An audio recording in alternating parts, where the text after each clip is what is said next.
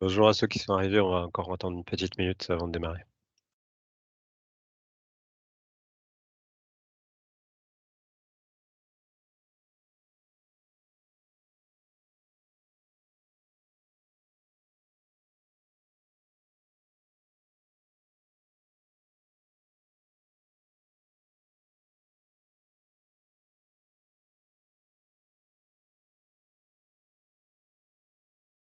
On va pouvoir commencer de toute façon l'intro, on va parler un petit peu d'Arrow, donc le temps que les gens arrivent, on sera dans le vif du sujet.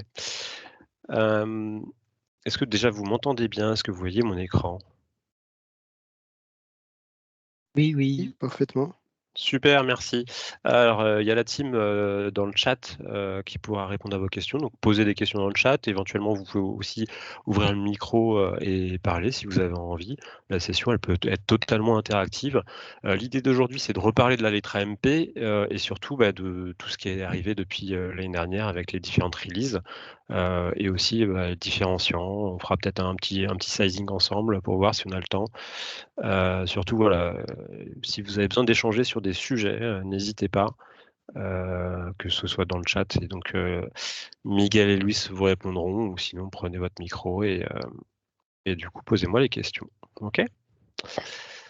Hop, alors. Déjà, je voulais reparler un petit peu d'Arrow, mais vous nous connaissez tous bien. Voilà, la valeur ajoutée, c'est aussi, l'investissement qu'on met, dans nos avant-ventes. Donc on a, plus de 36 avant-ventes. On continue de recruter, sur des nouvelles marques ou des marques existantes. Donc, voilà. L'équipe HPE, on est une belle équipe, hein, que ce soit l'équipe terrain ou l'équipe sédentaire, qui vous répondent au quotidien. Voilà, l'adresse pre-sales en bas. Si vous avez besoin de nous joindre, vous pouvez nous joindre directement avec nos emails, par téléphone. Mais l'avantage de cette adresse générique, c'est que vous aurez toujours une réponse, donc pour, voilà, de l'aide, l'aide à la réponse aux appels d'offres, de l'aide aux configurations ou le fichier OCA, voilà, un besoin de conseil d'architecture. On est là pour vous répondre, et si vous avez besoin qu'on vienne faire un workshop, une formation, voilà, toute cette équipe est dédiée HPE. Bien sûr, vous connaissez aussi, notre valeur ajoutée qui est d'avoir un solution center qui nous permet, d'éprouver les solutions, de tester ces solutions, de vous faire des workshops, de vous prêter du matériel. On est plutôt bien équipé en HP. On a quasiment, toutes les baies du marché, voilà la MP qu'on a rentrée il y a quelques mois. Vous avez peut-être vu, la vidéo de l'installation sur les réseaux sociaux qui est très, très, très, très, très, très, très simple. Je ne sais pas comment dire mieux. Voilà. Donc n'hésitez pas aussi à faire appel si vous avez besoin de tester, nos différentes solutions. Donc voilà, on va rentrer, dans le vif du sujet, rappeler un petit peu, la stratégie, pourquoi la MP est arrivée, la stratégie d'HPE, sur la partie stockage et la gestion d'infrastructure. Le constat est, qu'une infrastructure actuelle chez, les clients, c'est souvent désagrégé. On a peut-être de la périphérie, un data center, 2 data centers, un peu de cloud, et des consoles de gestion, différentes, que ce soit pour la gestion du stockage, du réseau, du compute, et des fois différents en fonction, des sites. L'idée, d'HP, c'est de fournir au travers de sa plateforme, GreenLake, un management unifié, quel que soit le lieu, heu, le multi-site, le multi-cloud et les technologies. Donc cette console GreenLake, vous commencez à la connaître. Alors, j'aurais pu, mettre à jour le slide, mais je la trouvais plus jolie comme ça. Maintenant, effectivement, elle a un petit peu changé, vous le verrez tout à l'heure dans la démo. Mais là, c'est plus visuel. Effectivement, on va retrouver, les différentes consoles de gestion, nécessaires pour, gérer une infrastructure HPE. Donc la DSCC qui permet, de gérer la partie stockage. La Compute Cloud Console qui, permet de gérer la partie, ProLiant. Aruba Central, hein, qui est historique, qui permet de gérer la partie, du coup, LAN, mais aussi, Wi-Fi, mais aussi des briques de sécurité réseau et GreenLake Central qui permet de monitorer et gérer, son offre, as a service, Flex. Voilà, cette console, je le rappelle, est sécurisée, hein. Chaque fois, on est sur le principe d'un tenant. Le petit F, c'est Fabien Berlin. J'ai mon compte personnel, je vais avoir accès, du coup, à des organisations, ce qui permet, de mettre des droits granulaires et de savoir à chaque fois qui a fait quoi. Les briques de sécurité supplémentaires, on peut aussi faire de la double validation, de la MFA, de la restriction en fonction de l'adressage IP et ainsi de suite. Voilà. Donc ça, on peut balayer le côté sécurité, sachant qu'en plus, on s'appuie sur le socle d'Aruba Central historique, qui est plutôt sécurisé avec de l'alerting et des monitoring de sécurité. Revenons à nos moutons avec la partie stockage.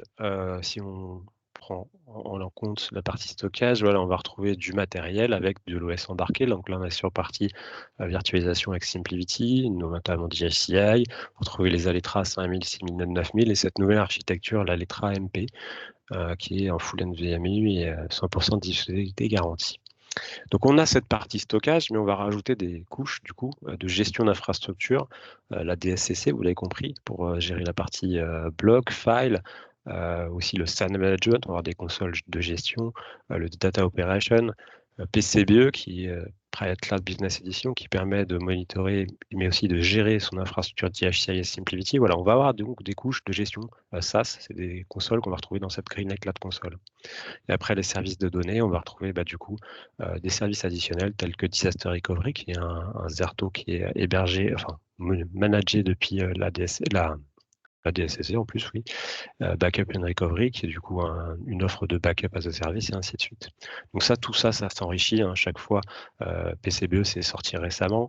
La partie, voilà, ça va s'enrichir de plus en plus, mais l'approche reste la même. On fournit du coup du matériel avec une gestion SaaS et des services additionnels. Alors, cet Alletra MP, donc qui est sorti en mai, non, c'était avril ou mai? C'était en mai de l'année dernière. Si on résume un petit peu, alors c'est toujours des slides marketing, mais la simplicité, donc ça c'est ce qu'on connaît notamment avec l'historique Nimble, Primera, Alletra. La modularité, c'est ce qui est nouveau avec ce modèle Alletra MP, puisqu'on va avoir une architecture désagrégée. Donc aussi bien on va pouvoir faire évoluer la partie euh, performance en ajoutant des contrôleurs et en ajoutant des JBoss pour augmenter la partie volumétrie. Donc on va désagréger on va décorréler en fait la partie performance du stockage par rapport à la partie volumétrie. L'évolutivité, la polyvalence avec multiprotocole. Multiprotocole, que ce soit pour la partie du coup stockage bloc, on va retrouver du Viscosy et du Fiber Channel, et aussi tout ce qui est NVMe over Fabric. Mais on va retrouver aussi, du coup, là c'est autre chose, la partie file. Donc c'est aussi la nouveauté de cette plateforme, c'est qu'elle va pouvoir proposer plusieurs services. MP pour multipropose, puisqu'on va pouvoir du coup avoir du bloc, du fichier, et plus tard aussi du stockage objet avec du S3. Donc l'intérêt, c'est que c'est la même architecture. On va retrouver cette plateforme désagrégée, donc des modules contrôleurs et des modules de stockage.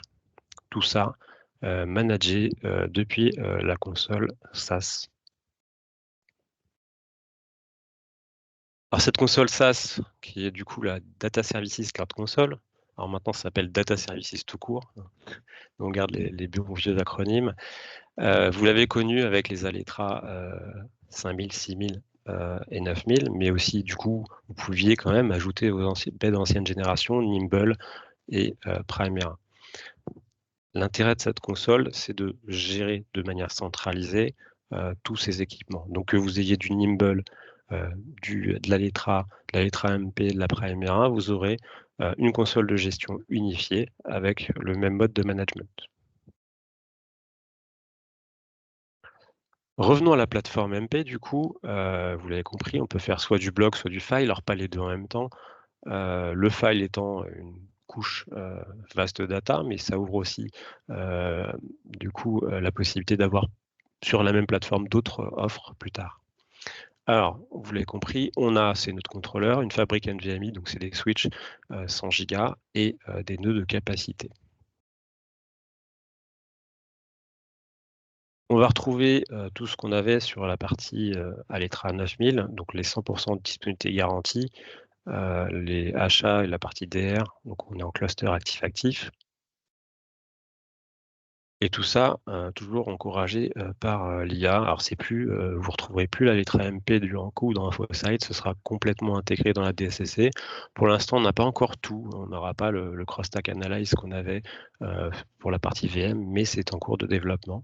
Donc in fine, tout arrivera dans la partie DSCC. On va la comparer un petit peu au portefeuille, on va la positionner plutôt dans le portefeuille stockage HPE, parce que c'est toujours perturbant, effectivement. Avant, il y avait Nimble, il y avait Primera, après c'est passé à Alletra. On peut être un petit peu perturbé de savoir où la placer, cette Alletra MP, dans le portfolio de stockage. Donc elle va se retrouver un petit peu en sandwich entre les Alletra 5000, 6000 et 9000. Et vous allez voir, en fait, elle va correspondre à des cas d'usage qu'on pouvait avoir business critical avec les 5000, 6000, mais elle va aussi avoir ce mission critical. Donc elle est un peu entre les deux et elle va aller un petit peu remplacer l'ensemble de ce portfolio de la 5000 jusqu'à la 9000 parce qu'elle va pouvoir répondre facilement à tous ces cas d'usage tout en apportant notamment pour les 5000, 6000, à la place des 5000, 6000, de la granularité qu'on n'avait pas forcément, puisque vous savez, on est sur l'héritage Nimble, on est avec des kits de stockage, des kits de disques, donc pas très granulaires. Ce petit slide-là aussi qui est pas mal, parce que ça permet de voir les différences entre les baies de stockage. Donc toutes sont possiblement cloud-based management, toutes bénéficient de l'Intent-based provisioning. La différence, effectivement, on n'est plus dans InfoSight avec la partie Alletra MP. On va être intégré totalement dans la DSCC, donc avec les consoles cloud. On est sur du full flash, alors c'est voilà, parce qu'il n'y a plus d'hybride, c'est plus que ça, hein, c'est sur du full NVMe qu'on va retrouver en bas en fait. Voilà. Par rapport à la Primera où on trouvait du NVMe en back-end, où les 5000, 6000, on avait, enfin la 6000, on avait aussi du NVMe en back-end. Là, on va être end-to-end NVMe. C'est-à-dire quoi? C'est-à-dire qu'avec les protocoles du coup NVMe over Fabric, on va pouvoir connecter les serveurs du coup jusqu'au back-end des disques en full NVMe. Ce qu'on voit aussi, c'est que cette architecture, par rapport aux 5000, 6000, on est en full active-active, c'est-à-dire que quand on va être du coup en peer persistence, tous les volumes se seront actifs. On voit tout en bas aussi qu'on est supporté en air-gap, c'est-à-dire quoi, en dark side, pardon. Par contre, c'est mieux de le faire à l'achat de la baie, c'est-à-dire que dans OCA, une petite case à cocher pour du coup dire qu'on est en dark site, du coup la baie sera activée en usine.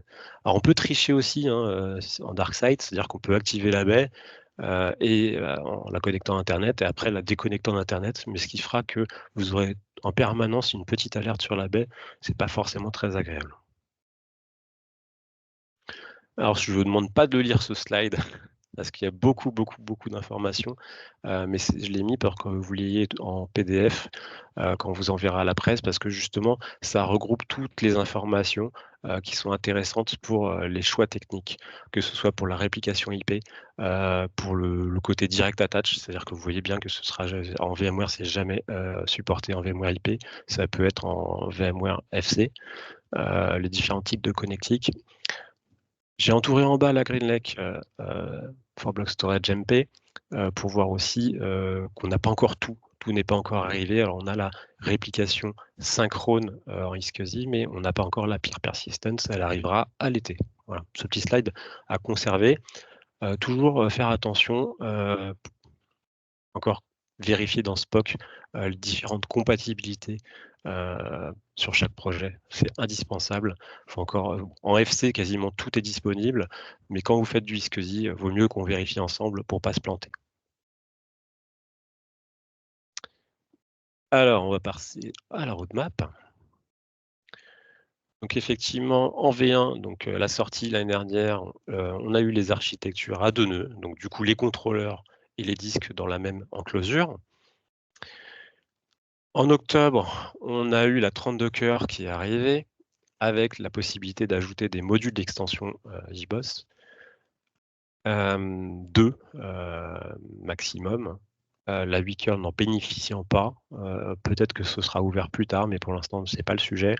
Après, on va le voir si on utilise le sizer tout à l'heure, la 8 cœurs permet quand même de mettre 24 disques de 15 Tera, donc avec une déduplication moyenne de 2 pour 1, on peut atteindre 500 Tera utiles. Donc après, encore une fois, c'est une histoire de sizing, parce que si on prend les disques les plus petits, 1 Tera 92, avec le minimum de disques, 8 ou 12, enfin 8, mais on peut mettre 10, on va avoir un minimum de 12-13 Tera utiles. Donc ça veut dire sur cette baie à 8 cœurs, on peut passer au minimum on peut faire une volumétrie de 13 Tera et aller jusqu'à 500 Tera. Alors, si vous pouvez couper le micro, s'il vous plaît, parce que c'est quelqu'un qui peut couper son micro. Merci. Donc je continue. Du coup, alors excusez-moi parce que du coup j'ai des trucs qui s'affichent sur mon écran maintenant. Du coup, c'était en mars, oui, début mars, est sortie la release 3 et qui permet du coup d'avoir des architectures commutées maintenant. Donc il n'y a pas juste la partie commutée qui a été apportée par la release 3, mais maintenant effectivement on peut avoir des architectures 4 nœuds pour l'instant, 4 nœuds de contrôleurs. Voilà. Mais pour l'instant, voilà, ça va évoluer bien sûr. Alors, du coup, j'ai bloqué la presse. Non, c'est bon. Au niveau performance, je vous l'ai dit, avant de passer à une architecture commutée, la 32 cœurs offre déjà d'énormes performances et en termes de volumétrie, on peut du coup rajouter 2 extensions. Donc voilà, ça fait 3 extensions, 3 enclosures de 24 disques. Ça peut aller jusqu'à une très belle volumétrie. Encore une fois, c'est pareil, plus on rajoute des enclosures, plus on va consommer de courant. Donc l'intérêt, c'est aussi de faire le sizing en fonction du besoin du client, en évitant les enclosures. Mais on va rentrer plus dans le détail sur les enclosures tout à l'heure. Donc en février, pardon, est sortie la release 3. Elle apporte voilà, pas mal de fonctionnalités, notamment sur la partie SCSI. Je vais rentrer dans le détail. Donc cette release 3, elle nous apporte le support du switché. Elle nous permet d'aller jusqu'à 192 disques. Elle nous permet d'aller jusqu'à 2 péta 8. Elle nous apporte aussi la connectivité iSCSI ou NVMe over TCP, qui peut être très intéressante, du support d'OS supplémentaire en iSCSI comme en Fiber Channel. Alors on n'a pas encore tout, hein, c'est pareil, le NVMe over TCP ne permet pas de faire du remote copy ou de la peer persistence. Bon, de toute façon, la feature n'est pas encore disponible de peer persistence. En direct attach, en FC, donc on supporte tous les OS maintenant, enfin plusieurs OS, il n'y a pas le détail exactement. Et le support du VVol. Intéressant aussi, on était limité à 16 Tera pour un pour un volume, pardon, à partir du moment où il était avec la déco activée, donc avec la data réduction. Maintenant, on passe à 64 Tera, parce qu'effectivement, sur les volumétries qu'on peut fournir avec cette baie, 16 Tera, c'était assez limitant. Donc, je vous ai mis ce slide-là, hein, c'est pas pour le lire, mais ça vous récap toutes les nouveautés de la release 3. Alors, il n'y a pas tout, et notamment la iSCSI, on avait pas mal de nouveautés sur la iSCSI, mais pour l'instant, la version est bloquée. Je vous remontrerai sur ma baie tout à l'heure, moi, parce que ma baie elle est en iSCSI, tout simplement parce qu'il y a un problème avec la release 3, il va y avoir une version patchée qui va sortir, donc il y a eu un client qui a eu un problème au déploiement, donc le support l'a bloqué, donc ça automatiquement, ça vous bloque, ça vous empêche de la mettre à jour, puisque de toute façon, vous aurez un problème à la mise à jour, potentiellement, donc il préfère vous bloquer. C'est l'approche qu'on a vue avec InfoSight et notamment les Nimble qui permet de limiter en fonction de votre écosystème, ne pas que vous ayez une erreur au déploiement. Donc dans la release 3 aussi, va apporter, notamment pour ceux qui font avec Vim, du coup, la gestion de snapshot. Pour l'instant, en 10.2, elle n'est pas disponible, elle sera disponible en 10.3 et il y aura des validations de Vim qui ne sont pas encore faites pour ça. Je voulais qu'on parle aussi un petit peu des différences entre le mode switché et le mode contrôlé avec les contrôleurs internes. Donc là, tout simplement, quand on veut faire une évolution, la 8 cœurs n'aura pas de JBoF. Et à partir de la 16 cœurs et donc la 32 cœurs aussi, voilà, la connectique va du coup nous permettre de rajouter ces modules d'extension avec des câbles DAC 100 Go. Pour la 32 cœurs, on va devoir aussi rajouter des câbles pour le trafic intercontrôleur, puisque du coup le back-end interne n'est pas suffisant pour le trafic intercontrôleur. Pour la partie du coup switchée, donc on ajoute des switches Aruba que vous ne choisissez pas et que vous ne contrôlez pas, et le câblage est imposé. Donc là, pour l'instant, voilà ce qu'on peut faire. Donc avec les contrôleurs et les châssis, des drives châssis. Donc voilà, ça c'est la recommandation de design dans une baie, dans une armoire. Bon, c'est pas le plus intéressant. On va passer au plus intéressant maintenant. C'est les best practices du coup de design des baies à l'Etra MP. Le minimum étant 8 disques, le palier d'upgrade est de 2 disques, et sur une enclosure, notamment la 8 cœurs, le drive maximum qu'on peut mettre dans l'enclosure, c'est 24 disques.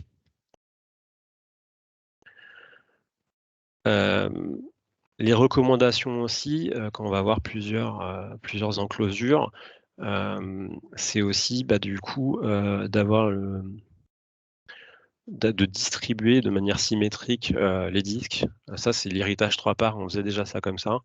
Donc quand vous savez que vous allez avoir une enclosure, sachant que par exemple si vous avez blindé de 24 disques, vous rajoutez une enclosure, vous devez rajouter minimum 8 disques, et après du coup ce ne sera pas forcément équilibré en termes de disques, surtout si vous voulez utiliser la fonction achat cage, c'est-à-dire que achat cage, ça va faire un design assez précis pour que vous puissiez perdre une cache complète. Donc on n'est pas dans le même RAID. Donc dans une configuration pareille avec 3 enclosures, pareil, on va vouloir répartir les disques, et du coup, pareil, voilà, on va augmenter aussi le nombre de disques, l'upgrade, le palier d'upgrade. Quand on est du coup à 2 châssis, on va upgrader par 4 disques, et quand on est à 3 châssis, on va upgrader par 6 disques. Voilà. Ça, c'est des best practices à respecter. Parlons du coup de cet upgrade de disques. C'est pas juste je vais acheter des disques et les mettre dans ma baie. Effectivement, on a de la souscription qui est liée à ces disques. Donc faire attention qu'il y ait bien ces souscriptions. Alors, le nombre est automatique, je ne sais pas vous l'expliquer. Et pareil, il y a une notion de tiers de stockage, tiers 4. Ça, c'est en fonction de la volumétrie que vous ajoutez. Donc ça, vous le voyez dans Product Bulletin, ça, ces informations-là. Mais si vous avez une offre d'upgrade et que vous avez juste les disques, que vous n'avez pas de souscription, faites attention, c'est que c'est pas bon.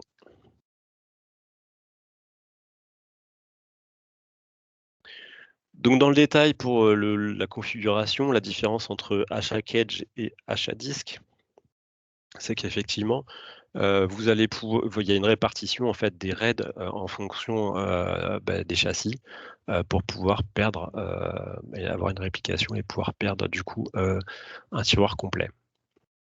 Et si vous êtes en mode achat disque, du coup vous ne pouvez pas perdre une enclosure, mais vous avez un RAID. Mais du coup vous avez une volumétrie plus importante. Donc ça se fait plutôt au design dans Ninja. Et après, il faut aussi le faire à l'installation, parce que de base, on sera en mode au déploiement, en mode achat catch.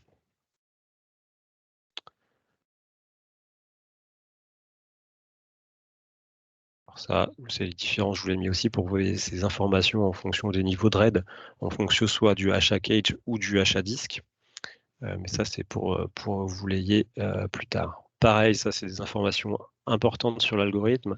Maintenant, vous le verrez aussi du coup, dans Ninja, on peut choisir de ne plus avoir un RAID 6+2, mais du coup d'avoir un RAID 6+1, donc avec un seul disque de spare. Et donc ça permet d'avoir plus de volumétrie, mais du coup moins de résilience. Et ça se spécifie donc dans Ninja, mais c'est aussi à l'initialisation de la baie.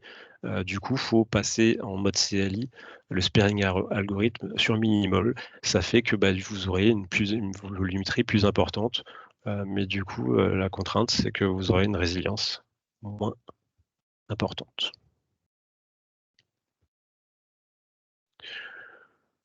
Toujours avoir sous le coude,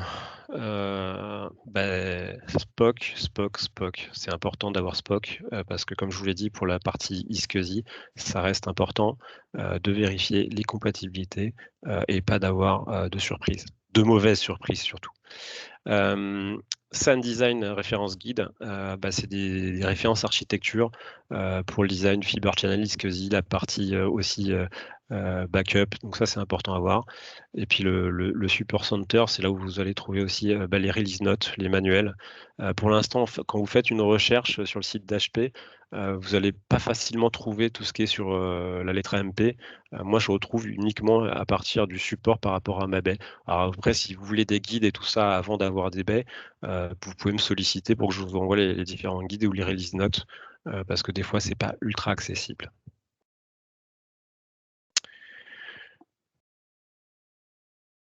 Donc dans les applications importantes sur la lettre AMP, ça va être l'application donc dans la DSCC de setup, hein, vous l'avez vu peut-être dans notre vidéo.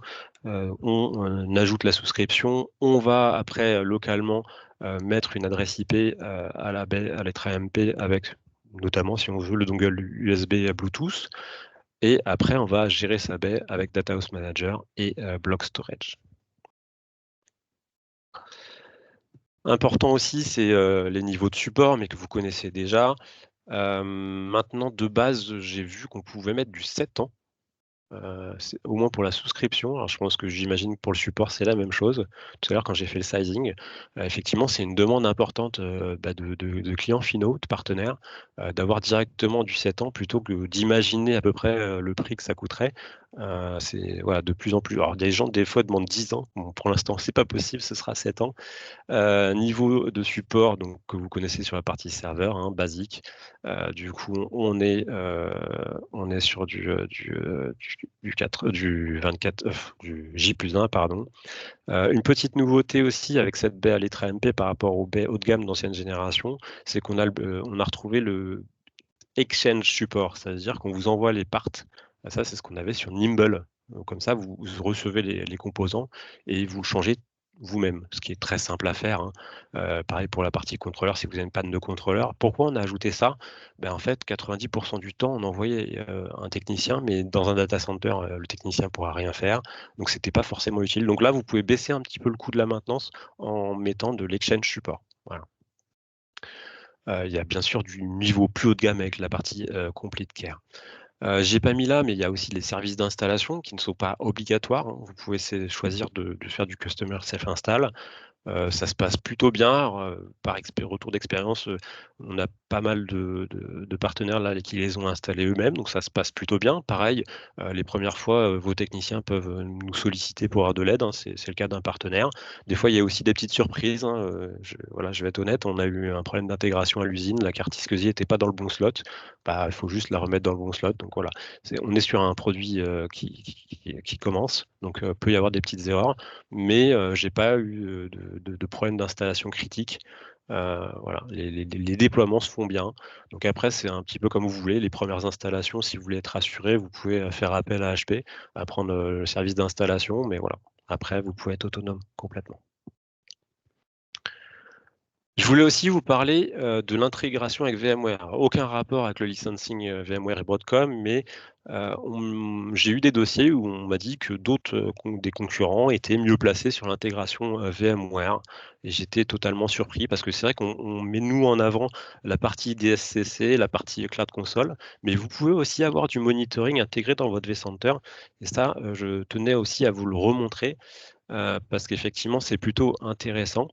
Donc ça supporte la partie, ce plugin, c'est un plugin qu'on va pouvoir installer, mais qui va pouvoir être à plusieurs niveaux, que ce soit pour la partie peer persistence et les outils Virtualize Operation. Alors je vais passer voilà, je vais plutôt aller à ce tableau-là qui va être intéressant. Déjà, c'est gratuit. Donc les plugins sont gratuits et on va retrouver 4 plugins différents en fonction du sujet.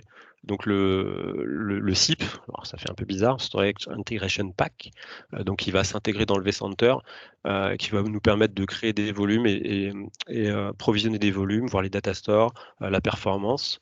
Après, il y en a qui va s'intégrer du coup sur la partie Virtualize Operation. Il y en a qui va être sur Virtualize Orchestrator et il y en a un qui va être orienté du coup SRM, donc Site Recovery Manager, qui va permettre du coup à VMware de s'appuyer sur les fonctionnalités de réplication des baies pour la partie recovery. Donc ça, c'est plutôt intéressant. Parce qu'effectivement, SRM, sinon, va répliquer. Là, le fait d'utiliser les algorithmes, enfin les fonctionnalités internes des baies peut être intéressant. Donc voilà, il y a une très belle intégration avec VMware. Et donc je voulais vous montrer la partie du coup Storage Integration Pack. Donc c'est un OVA qu'on va déployer qui va se connecter au vCenter et après qui va se connecter du coup au bed stockage. Donc dans le vCenter, on va avoir un petit dashboard qui ressemble qui est très proche en fait de la DSCC, mais qui va être en local. Donc des gens qui veulent pas forcément utiliser les outils SaaS vont pouvoir avoir une intégration locale, ce qui est plutôt intéressant. Je vais retrouver une vue sur mes bêtes de stockage, si elles ont des alertes ou pas, la capacité et une petit récap de la performance. Et là aussi, je vais avoir éventuellement là je suis sur une virtual machine, je peux pouvoir voir la topologie, savoir sur quel virtual disk elle est, sur quel data store, quel host, voilà. Je vais avoir pas mal d'informations et notamment les IOPS, la performance de cette bête de stockage.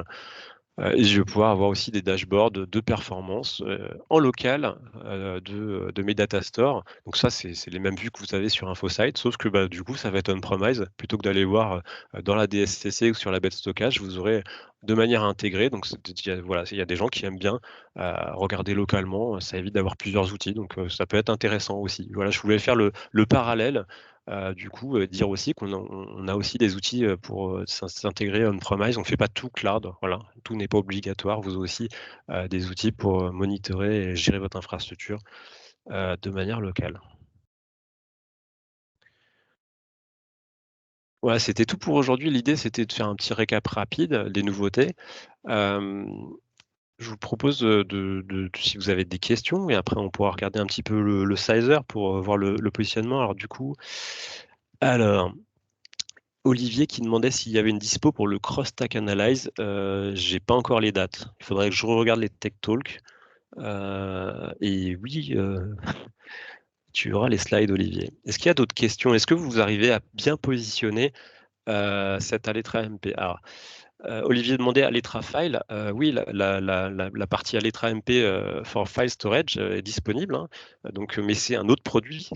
Et c'est pas orienté filer comme on pourrait l'entendre avec des baies de concurrents, comme pourrait le faire du coup. Je vais les noter, les nommer, hein, les NetApp ou les Pure. Le file, c'est vraiment un positionnement NAS haute performance. Euh, voilà, donc on commence avec des 200 Tera de volumétrie. C'est prévu de faire plus petit, donc il y a des roadmaps. Euh, alors, quel est l'engagement du coup, Louis-Marie, quel est l'engagement de dispo à 100% et les prérequis éventuels? La connexion à la DSCC. Si elle est en dark site, on ne supportera pas les 100% de disponibilité. Alors, j'ai pas revu comme il y avait sur la Primera des petites notes Norba, mais j'imagine que c'est la même chose. Il faut être sous support. La Primera, c'était support haut de gamme. Je suis pas sûr que le 100% là, il soit pareil. Il faut passer les patchs. Donc, si vous passez pas les patchs en temps et en heure, c'est pareil, c'est pas supporté. Voilà. Donc ouais, la question, est-ce que vous arrivez à quelques infos business, la place que prennent les offres MP? Alors Nicolas, alors C'est très bien accueilli l'AMP, et moi je la positionne beaucoup et j'ai eu beaucoup de dossiers, gagnés avec cette lettre AMP. Alors, fatalement, je vampirise aussi mes autres offres dans le portfolio HP, hein, juste pour en positionnement, heu, essayez là où vous seriez allé, par exemple avec une Aletra 5000, qui est pas granulaire, moi j'ai positionné une Aletra AMP et on a gagné le dossier. Heu, En termes de pricing, on est assez proche, sauf que, vous avez pas du tout, heu, les mêmes performances et le côté granulaire.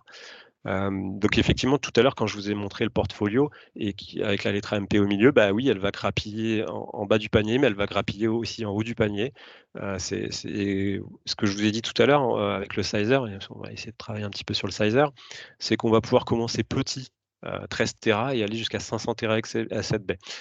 Et donc par rapport à la concurrence, parce que je pense que c'était ça ta question Nicolas, par rapport à un Pure ou du coup un étape, on est très bien placé en niveau prix, et du coup ils ont tendance à répondre, face à la lettre AMP avec des baies, qui ne sont pas de la même gamme. Je ne sais pas si vous connaissez la différence entre les chipsets TLC et QLC. Les TLC, ont moins de latence, ont plus de performance et plus de durabilité. Le QLC, du coup, va avoir plus de latence, moins de durabilité et surtout des plus grosses volumétries. Et donc, du coup, chez NetApp comme chez Pure Storage, on va retrouver ces QLC et ils vont avoir tendance à la positionner en face. Mais du coup, par rapport au client final, il n'aura pas la même expérience. Donc, la réponse, c'est oui, mais si ça dure moins longtemps, on vous changera les disques. Mais en termes de latence, on n'est pas du tout sur la même chose.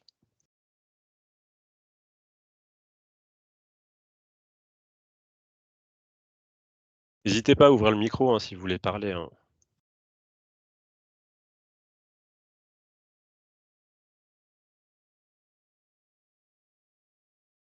Est-ce que quelqu'un l'a déjà positionné ou déjà vendu ou est déjà installé presque? Parce que je pense que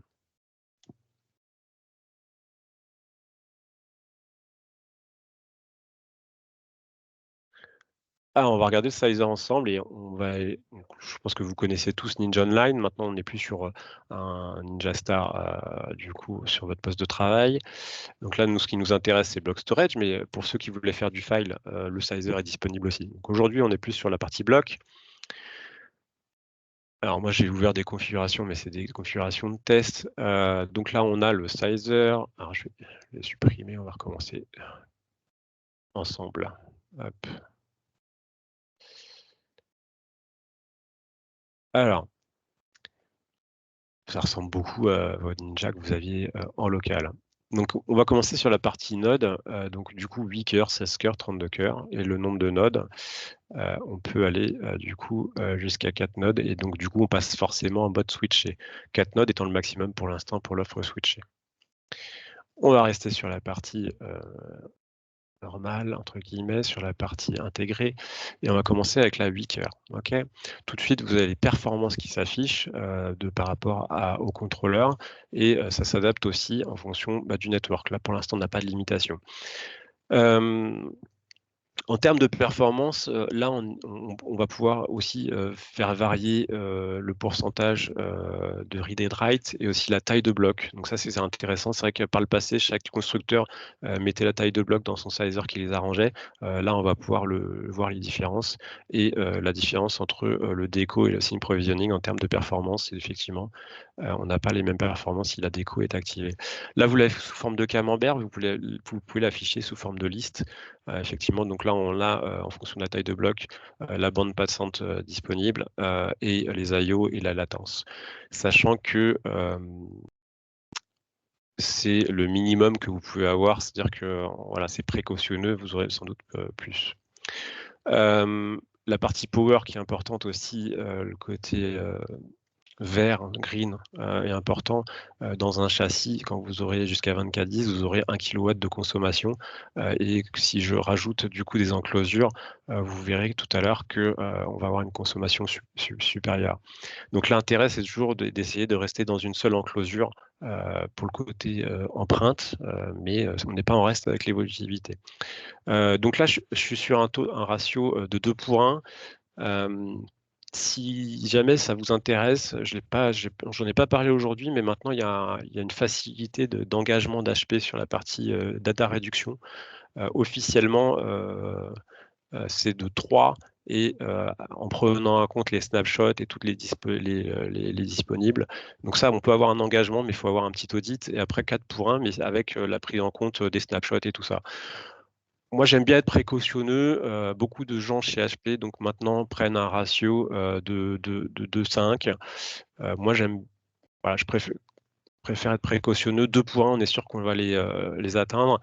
Alors, une technique aussi du sizer, c'est de dire je pars sur un taux de 3 pour 1, mais après, j'ai éventuellement moins de données, j'ai 20% de données non déduplicables. Donc, ce qui me fait un ratio, en fait, qui revient un peu au même. Donc, moi, j'aime bien rester sur un ratio de 2 pour 1. Ça permet d'être précautionneux.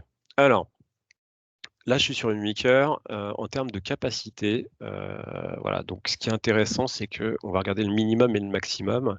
Donc, ce qui fait que cette baie, elle peut servir aussi sur des petits sujets, mais aussi des gros sujets, entrée de gamme et petits besoins. Donc là, avec 8 disques de 1,92, je vais avoir une effective capacité à 13 TIB. Alors pareil, vous pouvez changer TB, TIB, toujours prendre le même indicateur par rapport aux offres. Attention tout de même, par rapport au sizer précédent, on avait le effectif, mais on avait fait aussi le effectif à 90%. Donc là, on est effectif à 100% de la baie. Donc toujours prévoir qu'il ne faut pas remplir la baie à 100%. OK. Donc là, le minimum étant 13 Tera. Et au maximum de la baie, je peux aller à 60 Tera. Donc un client aura quand même une grosse possibilité d'évolution, parce qu'il pourra quasiment être multiplié par 4. Si je sais que mon client a un besoin, voilà, et toujours prendre en compte le besoin initial du client, mais surtout la projection. Donc là, par exemple, je ne sais pas si mon client il a besoin de 80 Tera, je vais répondre avec 10 disques de 7 Tera 68. OK. Mais ça me permet d'aller évoluer jusqu'à 250 Tera utiles dans la même enclosure. Donc voilà, c'est ça qui est intéressant par rapport aux baies, les 5000, 6000 qui n'étaient pas, enfin qui étaient évolutives, mais pas granulaires comme ça. Là, on a une très belle granularité, ce qui nous permet de répondre aux besoins initiaux du client et éventuellement pas faire de surprovisioning et lui dire, bah tiens, par ajout de disque. Donc moi, souvent dans mes provals, je fais la baie initiale et je chiffre le coût de palier d'upgrade. Donc comme ça, le client, il sait et on évite de faire de l'over-provisioning parce que vous avez vu qu'on peut évoluer de manière très intéressante. Tout à l'heure, je vous ai parlé du sparing algorithme. Voilà, c'est le niveau de spare drive. On peut effectivement le mettre à un minimum, ce qui fait que, alors, tiens, on va reprendre la petite baie du coup. Là, je suis à 13 Tera et du coup, ça me fait passer à 15 Tera. Bon, voilà, ça vous fait économiser un disque. Alors, est-ce que le client est un disque prêt? Je ne sais pas. Moi, par défaut, je reste en default. Du coup, au niveau network, les choix qu'on a, effectivement, Fiber Channel, iSCSI. Alors, est-ce que maintenant j'ai des différences entre le TCP, over TCP et le iSCSI 25? Non. Alors, peut-être avec les contrôleurs.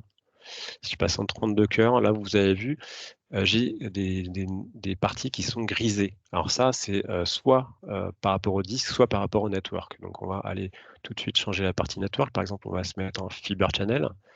Voilà, vous voyez aussi, on a encore des différences. Alors sur ces contrôleurs-là, on va avoir des différences entre les protocoles Fiber Channel ou iSCSI, ce qu'on n'avait pas sur la Wicker.